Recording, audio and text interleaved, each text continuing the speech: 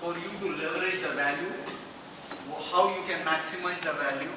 And most of the students, they are the consultants or the aspirants, they used to ask what we need to do in order to really become a big data expert, how the data visualization can be done, what kind of certifications are available for me to really come up as a potential resource in the commercial market so that I can sell my professional services and where I can have a better value in the market so that I can be easily hired. And also there is another thought that when most of the engineering colleges, generally universities, once you complete your engineering or whatever, you are one of the addition to the unemployment. So it's like a burden on the country's economy and the job market.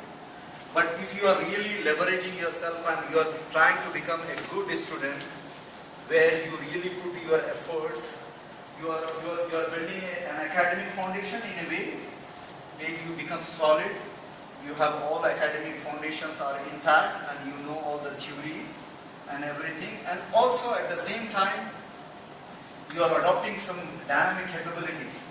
Dynamic capabilities in the sense you are following closely the trends which are happening, which is a part of the globalization, which is part of the emerging technologies, because the technology is not just limited to help the business. It is impacting every aspect of your life, whether it's a personal life or it's a professional life. And we are living in a world of a super connected world. Earlier, a couple of decades before, when the TCP/IP protocol was evolved, who has invented the TCP/IP protocol, the theory? What is that? No. So anyway, there's a question. You need to find the answer for that, because if I'm giving the answer, I'm not a teacher here.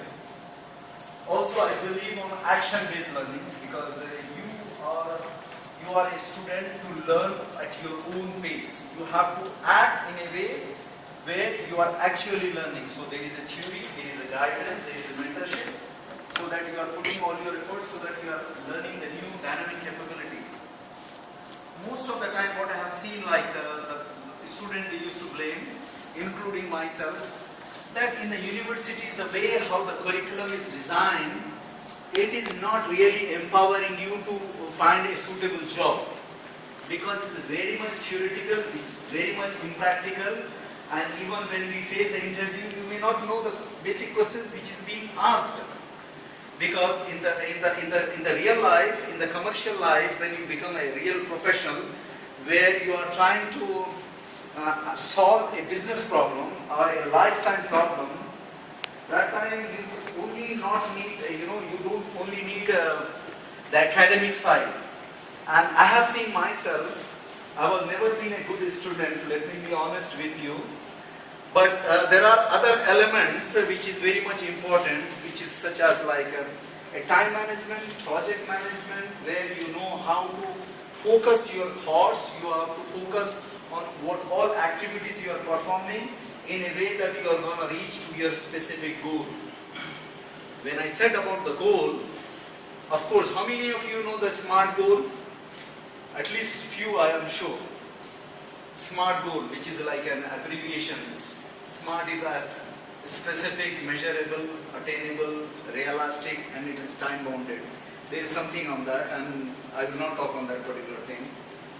So when we are saying about the big data, let me go back to the slide, please quickly. So here I am trying to say information governance theme. This is the theme, this is the slide which I have presented in 2012 in Delhi. When Kapil Sibal also, he was one of the guest speaker over there for that particular event. And this is the slide where I talk about there is a real world, we are living in a world of information. And we are applying some action on top of that information so that you are getting the knowledge. So whatever the action which you are applying, or you have an information, you are applying certain techniques, certain tools, something you are doing, in order to get the intelligence or the data, which is very much like an intelligent data, where a decision can be made. In the business fraternity, the decision makers or the leaders or the CEOs, they want to see what is the profitability for my business, what is the profitability of my product, how my particular product is performing at a specific region, at a specific time, at a given location. This is what it is required at this particular time. So this is what. So if you are a student from the project management, or if you know about the project management, there are so many knowledge areas in the PM board. And if you are from the control engineering, where you have an input, there is some process you are doing, and then you are getting a kind of output. And that output is given as an input for other knowledge area. So the whole, the information world or information governance theme, you have some inputs, something you are doing, those are the things, action, you are taking some action by applying some tools and techniques, and then you are getting an output. And that output, it is something which is the knowledge where you can realize the value. It is same like you have the seawater, or you have some water where you are applying some technique and something so that you can have a clean water which you can drink. So this is same thing. So somebody knows, you might have listened. If somebody is saying, come on, I know that. So knowing is not the enough. But what you know, you apply and take some appropriate action. This is what it matters. So this is what. So please move to the other slide. And how many of you have heard about the open data? 2 weeks before, KTR has opened the initiative here as an open data initiative. So open data is nothing but it's one of the subset of the big data, where all the public data which can be shared with the citizens, with the residents, so that it will benefit to them. Let's say, assuming that I am going to a specific location, I know that there is a traffic jam, or there is some accident has happened, or there is a rain is happening over there. So I can prepare myself before I travel over there. So that kind of information, if we as a citizen, if we are empowered with such kind of thing, so we can better prepare ourselves before we actually travel. This is one of the simplest example I could give you with regards to the open data, where we have an RTI, where like a right for the information, it is our our right being an Indian. So that kind of thing, it is possible. So availability, accessibility, reusability, sharing, and global democratization, integrity, flexibility, and interoperability. These are the elements. Each word will take an hour to explain. But let me just start asking about availability. Whenever I am saying, you are the technology engineering students, right? Whenever I am saying technology, what is the one thing which is very much critical and important for the technology? Connectivity. There is no technology without having a stable connectivity. So no matter whatever you talk about, without having a stable connectivity where you can access your network, your internet, without which no technology, no application, no emerging things can happen. So technology is the connectivity is an important part. When you are talking about anything, so availability of a specific service is nothing but having a stable connectivity where you can leverage the value by building a cluster, a forest of servers, or whatever you do it, you have like a replicated environment and so on. Please move to the other slide. Whenever we are talking about an IT or big data, we are talking about a trustworthy commitment. A commitment where an acquisition of a global standards, global methodologies and frameworks which need to be adopted, which need to be aligned to the regional tendencies. Because you see, the globalization, it is good to have, but it should not happen at the cost of the localization. This is what I am trying to mention over here. Let's go to the next slide. So here we call ACI, availability, information availability. It is one of the major things. Without availability, there is no information can be processed, which is anytime, anywhere, on any device, cheaper, faster, better.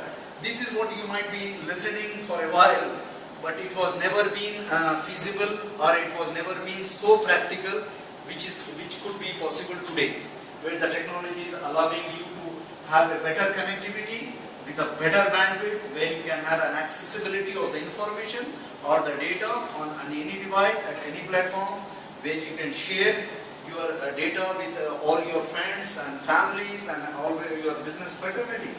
Whenever we are saying the big data, why we are calling, what is big data basically? Big data is nothing but it's a normal data. It is normal data. But why we are saying all that big data and all that fancy things? Because sharing a specific file, or let's say you have a PowerPoint presentation. You see what I have done? I just copied, it's only 6 meg file. I just copied on the memory mistake, and I'm just trying to bring it over here. So sharing is not as feasible as it has to be. So the big data, it provides you a kind of platform where not only you can fetch the information from the discrete repositories, discrete resources, but you have the computational power which can compute an amount of data which was never been possible to compute within a specified time. So real-time analytics or business analytics, it is possible because of the processing power we have today. How the processing power is measured? Have you heard about the flop? You know the flop, right? So that is the place how to compute the processing. How fast you can process an amount of data. Let's move to the other side. Confidentiality, because big data also it has a kind of a negative impact, because there have been some cases where there is a breach of data has happened which was very confidential to a company or to a specific region. So that also it is one of the challenge where the protection, prevention, privacy, and who is privileged to access what amount of data. This is also which is very much important data. So if you have, I think you haven't worked on the ERP. ERP is nothing but the enterprise resource planning. It's an integrated system for most of the organization they use at the back end in order to store all kind of functional data into to the back office system. So that ERP data which has some profiles. So I as a user am binded to a profile to perform a specific role in an organization, and that particular profile has a specific role because I am like a purchaser in an in a procurement department. So I should only be able to do a specific function as per the role which is already been assigned. Those kind of things which need to be taken care. As per the authority matrix, we used to design an authority matrix based on the role, based on the functions which is supposed to deliver. That is another thing we need to do. So intentional and unintentional in information sharing without getting the consent, it is a breach of the confidentiality. Integrity, where you have an honesty, accuracy of the data, because what we have seen that yes, same information through the Excel sheet or through the ERP can be presented in a way which may not be considered as an honest data or the relevant data or an accurate data. So that need to be taken care, and where you need to make sure that this particular data belongs to this particular customer should not be shared in order for another company to take the benefit. Whenever I am saying, talking about, actually this is the real slides came in, I was just trying to build the theme. So whenever we are talking about the big data, because most of the time, people they think it's big data, it means Hadoop. Do I need to go for a training for the Hadoop, then I will become an expert? No, it's not that way. Big data, I will try to present a few slides so you can have a clear understanding that what big data is all about, what are the layers, how we should pursue, how we can have a holistic understanding on the big data. These are the things. So whenever we are saying about the big data perspective, we are talking about a technological perspective, we are talking about the business view, and there is a process view, how the data is being processed. But if you want me to elaborate into the fourth, which is functional view, which is a subset of the business view. Because whenever we talk about the business, we talk about a different functional processes which are happening.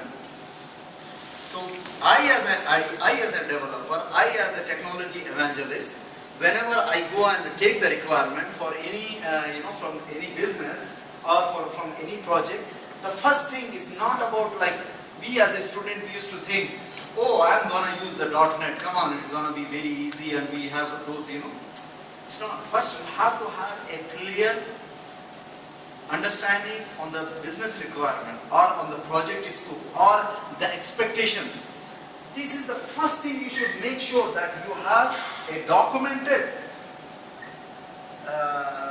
you have a documentation on the expectations from this particular project. And then you think, what are the resources we have, what are the capabilities we have, I have or my team has, and then we try what is missing, what is the time frame, what is the cost being given. All those elements you need to consider. So again, I think I am done with this slide, so we will not go in details. This is the functional layers which I am talking about as a big data. So we have a big data infrastructure. So whenever we are saying big data infrastructure, it is about the storage, it is about the standardization. These are the two important elements we are talking about from the functional layer. And then there is a big data. By the way, these slides you may not find it on the net or in any book. And just to give you information, currently I am reviewing a book on the service-oriented architecture for the Printersol publisher, who is considered to be one of the top world-class publisher. And in 2012 also I wrote a couple of chapters on the big data, on the cloud computing. And my name is Ahmad Amir. You can search on the Google and you can see my LinkedIn profile. I have 31.6 million connections or network. So I am like one of the most connected person across the Middle East and most likely across the Asia as well. So why I am saying this? Because I think LinkedIn profile provides you a professional platform. By the time you complete your engineering, so you will have a good profile which will be looked up by the employers, and also it is a good place for you to showcase yourself as a brand or as a product. So it is very important you should have that one. It's not just for the employment, and even by the way, Naukri and Monster and those companies also, they are accessing from the LinkedIn. So you should also have those kind of accessibility. Big data query engines and service-oriented architecture. This is the second layer of the big data management. How you are going to manage your big data infrastructure from the functional perspective. And then big data analytics, which is machine learning, algorithms and all of that, which we have been listening, and most of the time they talk about machine learning, predictive analysis and prescriptive analysis and so on. And then whatever we are using these three layers in order to deliver the big data application, this is what it is. Let's go. So these are the digital disruption drivers. I think I will not talk on this. Move on. So these are the sources. I just want you to see those slides. Digital tools, digital platforms. Whenever we are delivering any service, irrespective of the type of the business, we have a digital channel. So our customer is nothing but he is a digital customer. So we need to streamline the service or the offering we are making as a professional, so that the customer will have a satisfying experience. Please move on. How many of you have heard about the SMAC? S for social, M for mobile, mobility, A for analytics, and C for cloud. That's called SMAC. So, and also this is called nexus of forces. So convergence means like, getting all these four forces in a way to deliver the value or to deliver the service to our customer. This is what makes you to be different from your competitors. This is what will give you a competitive advantage. We as an entrepreneurs and we as a professionals. Earlier we used to say, I used to call as a CRUD, which is nothing but create, read, update and delete in terms of the programming. This is what we used to do. But now that is being replaced with the CRAB, which is create, replicate, append and process. So there is nothing called delete, there is nothing called update. Because whatever we are doing the service over here, we are replicating to our disaster recovery, we call DRP, disaster recovery side. So trustworthy and the other stuff. Let me quickly, I want to share only this particular slide on the cloud. You might be listening a lot on the cloud and cloud kind of platforms and cloud kind of services and so on. And now everybody is claiming, as a cloud. So nowadays even web hosting also is claiming that is a cloud kind of service. So this is what we need to be a little bit careful on this. The unfortunate thing that even the vendors, the big vendors and the global vendors, they are saying we are providing the cloud service or big data services. So and the unfortunate thing over here is that they are only giving the service with regards to the cloud and big data only from their portfolio of products. If I am a Microsoft guy, or if I am an Oracle guy, or if I am a particular, I will be only talking about the cloud and big data from the portfolio of mine. So I will not be talking about the Oracle offering, I will not be talking about the in-memory analytics which is being provided by the SAP HANA or so on. So we need to be sure that whatever we as a professionals, whenever we are actually developing a solution or going to deliver a solution or architecting a solution or orchestrating a solution for the heterogeneous environment where you are taking the different pieces from the different vendors and trying to deliver as a solution, that time you have to be careful about, you have to be sure what is the environment for the customer. Here you might have seen with regards to the virtualization. So most of the companies, when they talk about the virtualization, there used to be like a 200 or 300 servers. Now we have minimized those number of servers. Now we have like 50 servers. So it's not just reducing the number of servers by right clicking and virtualizing those physical servers into a virtual box. There is a lot of activities need to be done. So I'm just trying to bring and give you a dose on the cloud also so that you will be aware. Because I may not be able to, complete. I don't know what is the time I have for me. So it's like 15, 20 minutes. Okay, so 15 minutes. Please bear with me so that I will try to, But again, we may have an opportunity to have more detailed, things. So when you as an IT pro from the infrastructure side, so whenever I am saying infrastructure, it's not just about the hardware. It is not only about the services, but it is the complete IT ecosystem which is in place. I'm sorry for that. So assessment of the infrastructure, assessment of the products you have already in place, assessment of different licenses. So the whole IT ecosystem, which is the first thing you should go for it. And then once we access, let's say maybe Palani may have, like different locations, and there are different, services being offered for the student as a part of the LMS learning management system or whatever. So, and some system, what happens, it provides a service, but on a specific version of a database, or a specific version of your LDAP, which is Active Directory or whatsoever. So we need to have a standardization where all those applications, all those database layers, all those single sign-ons, then the hardware infrastructure, on top of that, like what we call the hyper, virtualizers, those things where you apply one business logic, the logic will be implemented across the different servers which are segregated and separated across the different geographies. This is what I'm talking about. So we need to find a way how we can standardize those elements so that honestly we reduce the administration cost, we reduce the licensing cost, we reduce a support cost which is very much important in the corporate sector, because there are old system requires a lot of legacy and we need to pay a lot of money for that. So then we consolidate. So whatever we standardize, now I have a SQL Server 2008 as an example, or 2012 or 2014.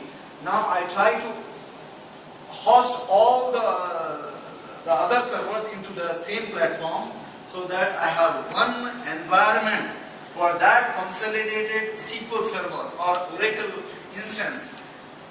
This is what I am talking about as a one small example. And then you virtualize. So now you have a really consolidated and standardized and much improved platform. Then we talk about, after once you virtualize, then you think about automation and self-service provisioning. Because you see, before, even for resetting the password, we used to ask, there is a call center, there used to be some stickers on the laptops and PCs. I don't know how it works here. That's what. So that should not be the case, because we are talking about there are new emerging trends are happening like self-healing. Even one server is down, the other server will take care, or even the same and other server will come up as a part of the availability. But at the same time, the same server which was affected, it will try to correct it by itself, because we have an intelligent subroutines are there which will try to check the health and So this is one of the things I am talking about, and then you try to align and integrate.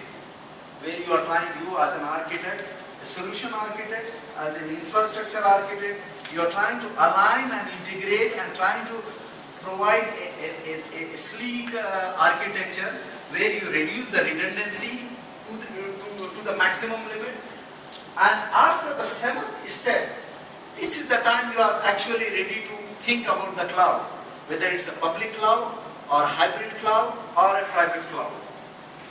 If you know the difference between these three type of cloud, please. So whenever we are talking about the big data, so when we have the data, we need to think that this particular data, what I am going to do, what is the ultimate goal for this? What is this data is all about? Who are the audience who need this particular data? How I can fulfill the business requirement? This is what. And this is called 5 W's and H. How I can do that one. So it's about what to anticipate and how I can accelerate by providing the data which is required by an organization. Whenever I am saying the data, I will try to elaborate in the other slide what I mean by whenever I am saying about the data. So it's like a governance, it's a continuous process. So what I do today, good, so that may not be good tomorrow, because we are living in a world of change. Change is a strategic in nature. Everything is being changed. We as a human being, we are changing, the environment is changing. What is good today may not be good or may not be right tomorrow. So we need to see, even if we are done, so there is always an improvement, and it's a governance process. So business perspective, I will not talk on this particular thing. Please go ahead. So see big data life cycle. So you might have listened 3 V's. How many of you heard the 3 V's for the big data? 2. Yes. So volume, velocity, variety, and they call variability also. This is some companies like IBM, they are also focusing on the variability. Because what you have the data, it is meant for whom? This is also important, because your audience for whom you are doing this activity is very much important from the project management perspective and from the satisfying the customer perspective. Because I think I have developed a great solution which no one has done. But what I think is not right. Because you think, I think I think I am a great speaker. But it's not important, because this could be a wrong assumption. If you think I am good, that means I am good. So what others they are thinking, this is what it matters. So when you are doing a certain activity for the data, that is what it is important, and you need to make sure that how you can deliver the value. Whenever we are talking about the volume is, because why we are talking about the big data these days? Why it's not just data? Because those 3 challenges we have called 3 V's, or those 3 challenges are 3 value components. Whatever the way you name it does not matter. Because I will tell you my example. Our company, we have 5,500 employees with 18 companies, which is geographically segregated across the Middle East. We used to have one report, we used to start today, and after 3 days we used to get one report. So the computational method was the traditional, but the data was good for the decision maker. I can see what my company has performed in a week time or in a month time with a cumulative type of report or consolidated report. So the big data has, this is one of the challenge volume, because we have a lot of data. There is some statistical information that whatever was the data was generated from the day one in terms of digital format. So in the past 2 years, an equal amount of data has been created. So the amount of data which is being generated is huge, tremendous. And there is another statistics that we have, that we have 7.2 billion population across the world. And according to the Cisco, 50 billion devices will be connected to the internet by 2015. So what that means? That means not only the devices which we used to think in terms of the computational power or accessing the internet, your smartphones, they are connected, your TV is connected, your gaming consoles are connected, whether you talk about the PlayStation or Xbox and so on. And not only that, even your refrigerator and your, all those things, they are downloading some information from the internet. So all these devices, they are being connected in a way or the other. And also your embedded system. We have a lot of embedded systems which is integrated as a part of our car, and we have a lot of other smart intelligence devices which are connected. So and we are living, and we call Internet of Things. A lot of devices we have which are somehow they are connecting to the internet. So before 20 years we were living in a world of connectivity where connectivity was a challenge. How I can connect one location to the other location? How I can connect one PC to the other PC? In our age, we used to say PC anywhere. That's what we used to use for connecting one PC to the other. But now we are a step ahead. We are living in a world of a super connected world where we have a lot of devices around us, provides a kind of connectivity, whether it's a social connectivity or whatever you call. Now we are moving towards a hyper-connected world where not only the devices we need to connect, but they will connect by themselves as and when it is required. Because there is self-learning is happening at the back end, there is machine learning is happening, there are algorithms which are in place, which are very much heavy and intelligent, which can solve the problems of the human being and the corporate. And again, velocity, because giving the information, let's say I know that there is something is going to happen over there, but the way somebody used to travel on the camel and the information used to reach after that incident has happened. So the pace in which you are providing that accessibility of the information is very much important, and that's called velocity. Data updates frequency, incremental updates, strategic repository. How do I process real-time information as part of the process? I just try to put that, the text over there. This is what it is. And variety, because when we talk about the big data, you know that we are talking about the three types of data. One is the unstructured data, where you have the data in a digital format, but it's like, it doesn't make sense. You have something, somewhere, and you have something somewhere, and you have something somewhere. There is no protocol. Okay, even if you are able to bring all the data at a central repository, but this protocol is different. The data in which the data is being deposited, it's totally different, a different way. So that's an unstructured data. Semi-structured data, it is something like where you have the data which can be aligned in a way that it can give you the useful information. So getting where you can make the decisions.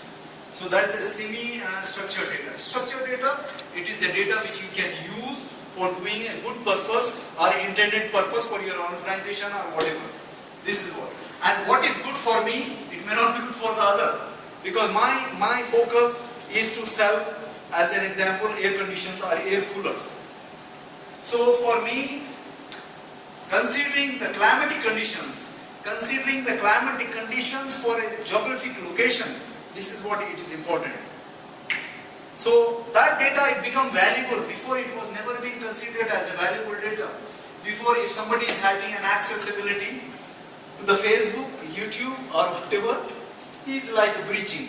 Whether it's in the education sector or whether you talk about the corporate, we used to issue warning for them. Come on, don't do the nonsense thing, because this is not what you are supposed to do. We are in the real serious business. We are professionals. This is what. But now everything seems to be important. And then we are talking about variety of data. So please go on. And I told you about the targeted audience. So this is the typical structure. Please move on. Okay, let me just take the slide. Descriptive analytics. So we were listening predictive analytics. So there is a descriptive analytics, there is predictive analytics, there is a prescriptive analytics. So whenever we are saying big data, what kind of thing you are talking about? The 4 layers which I talk about, that thing, or this is the thing which I am talking about? You need to be very specific on this particular slide. So we are talking about data modeling and visualizations. How you are visualizing the data. You see, analytics involved in preparing the data for advanced analysis of business intelligence, where you are collecting the data, storing the data, and mapping and relating the data in a way which can make sense for you. This is what it is important in terms of the descriptive analytics. Predictive analytics, it focuses on the predictions of the models. So based on the current data, you can predict, or the historical data, you can predict what is going to happen. That's what it is important. And we are actually, as of today, we are at this level. And if somebody has achieved that level, believe me, he is doing a wonderful job. And he is going to be number 1 in his particular sector. And then we are talking about prescriptive, where focus on decision making and efficiency, where the decision will be made based on your historical data and based on the predictions which has been given to you. So a decision will be made on behalf of you. Because you see, like there could be some instance where you know that the decision may not have a negative impact on the humanity or on the financials. So those kind of prescriptive analytics you can design and you can keep in place, so that a system can decide on your behalf. We have seen like firefighting and fire alarm system, green building we call, or building management systems and so on. Whenever there is a fire, there are smoke detectors, it happens, and they try to spread some kind of gas or liquid or so on, where through using the fire extinguishers you can try to overcome on the disaster event. So those kind of intelligent analytics which are available and which we used to think before, but it was never been possible because we were not having such kind of infrastructure which can really deliver the value or the computational power which is required. Again, I would like to take you to the data architecture. So you know that there is a solution architect, there is an infrastructure architect, and I am just taking one integral part of that architecture as a data architecture. So it's one of the small integral part of the architecture itself. So data architecture, process architecture, business architecture, application architecture, and technological architecture. So whenever you have a question with regards to the big data track which you would like to adopt, or maybe your university could develop a program like some of the universities they have done, like a technology entrepreneurship, or some track or some offering which is focused on the big data, or data mining, or data visualization, and even it could be a data architect, a certified data architect, or data architect program where you need to study all of these elements as a value chain. So whenever we are saying about the data architecture, it's enterprise data modeling, so subject areas and so on. Then there is a related data architecture. So one guy at the GNT he asked, I think RDBMS is gonna disappear because we are talking about the big data. Nothing is gonna disappear. So RDBMS is the functional and conventional way of relating and mapping the data, which is gonna be useful. And the world is not gonna transform like that.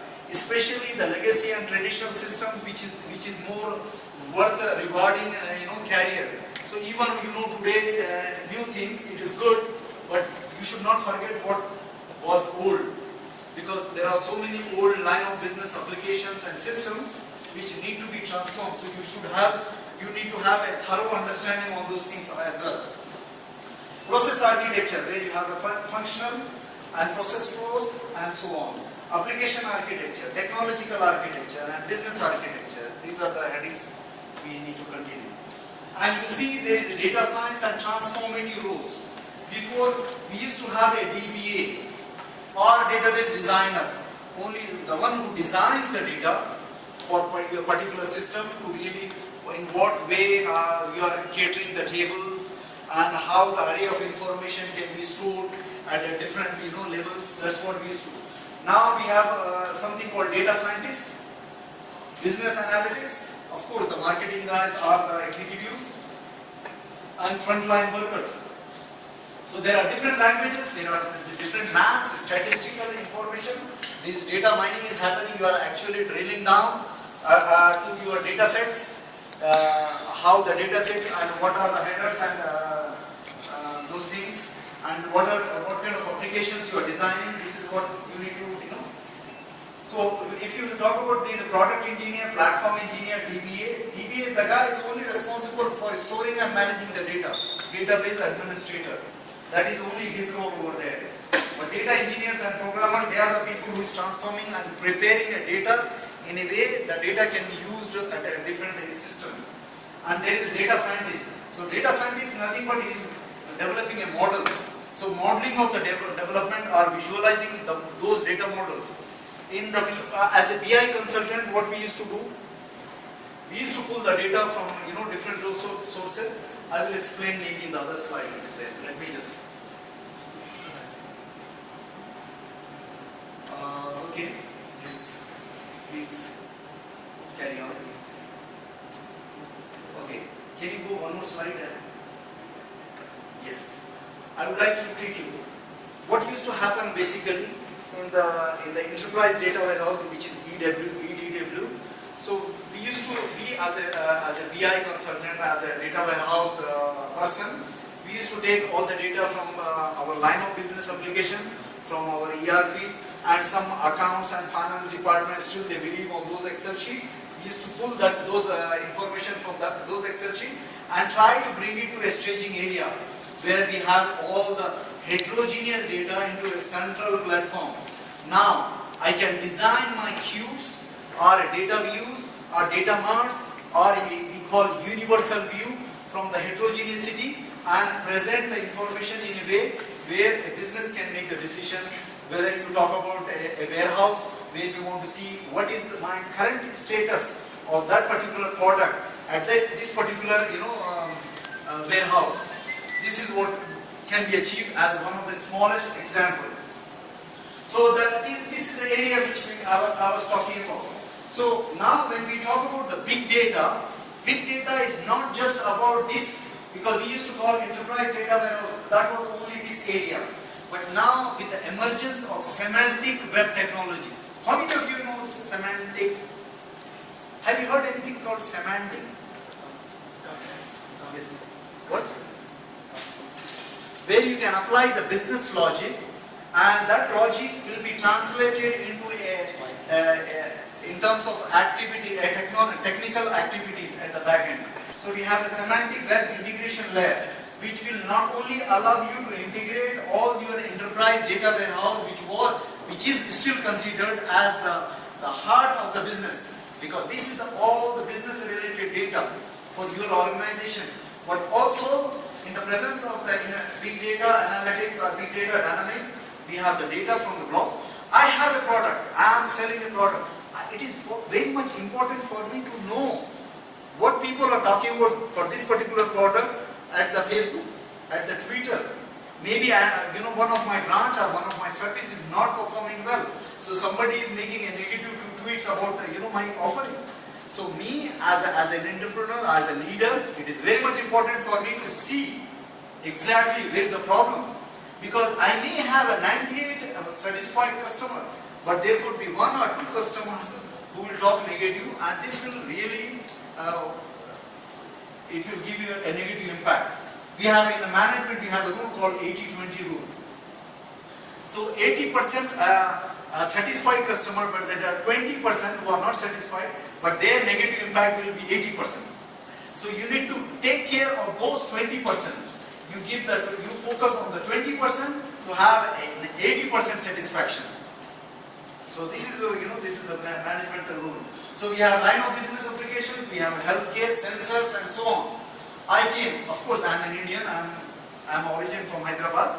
So when I came and when I used to travel at different places, when you switch on the mobile, the service provider, he knows your IP address. So that's how he will give you a targeted IP marketing. So he knows that I move from one place to the other place, and he will give me the offerings relevant to that particular region. So for me, the geographic location also it matters, because this guy he's from Dubai or Saudi Arabia, and he just have an access to the telecom provider. So all kind of hotels offerings, self-drive offerings, and those kind of marketing information will be given, which was never been considered as a hardcore business function, and the social media and so on. Sorry, can you go back to the... Yes, that's right. The next slide. Yes, here I call data governance 4 C's. So 4 C's, nothing but capture, correlate, coordinate, and corporatize. Because you are capturing the data, that means you are actually collecting the data from the different repositories, from the different sources, and trying to store in a way. So actually this particular last one, which is capture component, it relates to the 4 functional layers which I just showed you.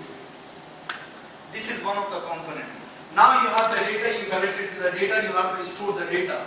But still, in practical scenario, what we have seen, that data cannot be used.